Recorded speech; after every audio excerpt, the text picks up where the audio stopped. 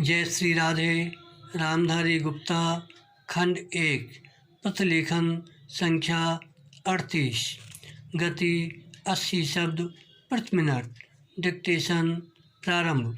उपाध्यक्ष महोदय, उसमें हमने साफ साफ कहा था कि जो गरीब वर्ग है, जिसकी गरीबी के बारे में सभी जानते हैं, उसको देश की आमदनी का जो औसत है वह अवश्य ही मिल जाएगा और इस दिशा में हमारा प्रयत्न जारी रहेगा।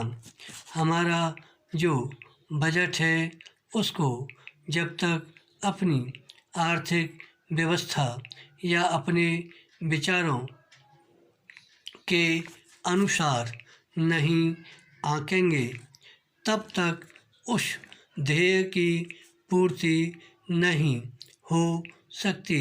ब्राह्म, यदि इस दृष्टि से अपने बजट को देखते हैं तो हम इसे न अधिक और न कम नंबर दे सकते हैं। ब्राह्म, मेरी प्रार्थना यह है कि सरकारी या सरकार जिन संस्थाओं को सहयोग देती है उन्हें आदेश दिया जाए कि वे देश की उन्नति का विचार करें, परंतु खाने की पुष्टि देकर नहीं। ब्राह्म, यह कार्य शीघ्र से शीघ्र होना चाहिए। ब्राह्म, इसका कारण यह है कि उच्च श्रेणी आम जनता का आदर्श होती है और जो कुछ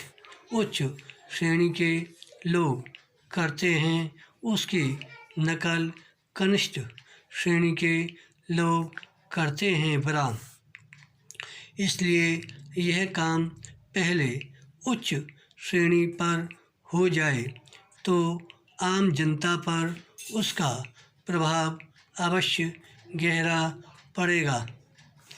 सप्ताह में 2 बार भोजन छोड़ने का जो मेरा सुझाव है, इससे न केवल अनाज वरन ईंधन, तेल, कोयला आदि सबकी बचत होगी। ब्राह्म, भोजन छोड़ने के अलावा अन्न बचाने का और भी एक तरीका है।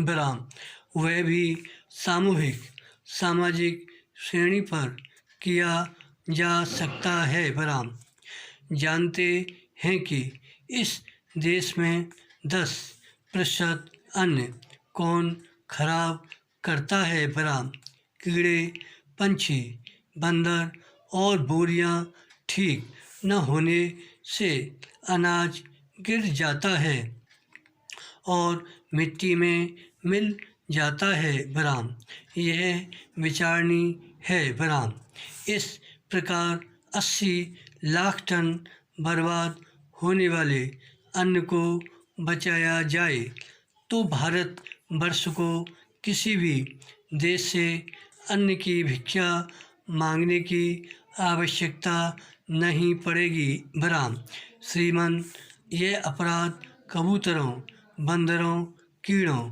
आदि का नहीं है। ब्राह्म, यह अवश्य ही हमारा अपराध है। ब्राह्म, आज तक विदेशों से हमको अनाज मिलता रहा है, इसलिए हम लापरवाह थे, इसलिए अनाज का विनाश होता रहा। ब्राह्म, परंतु अकाल पड़ेगा जैसा कि इस वर्ष में पड़ा है, तभी हम जागें तो यह ठीक नहीं है। ब्राह्म, हमें अन्न के नाश को रोकने की सतत कोशिश करनी चाहिए। ब्राह्म, उसकी बचत करना हमारा परम कर्तव्य है। ब्राह्म, यह काम हर किसान, बच्चा और युवक कर सकता है और उन्हें करना चाहिए। विराम। अन्न बचाने की समस्या केवल कानून के जरिए हल नहीं होगी। विराम। यह बात भी सामाजिक चेतना पर निर्भर है। धन्यवाद। श्री हरदास।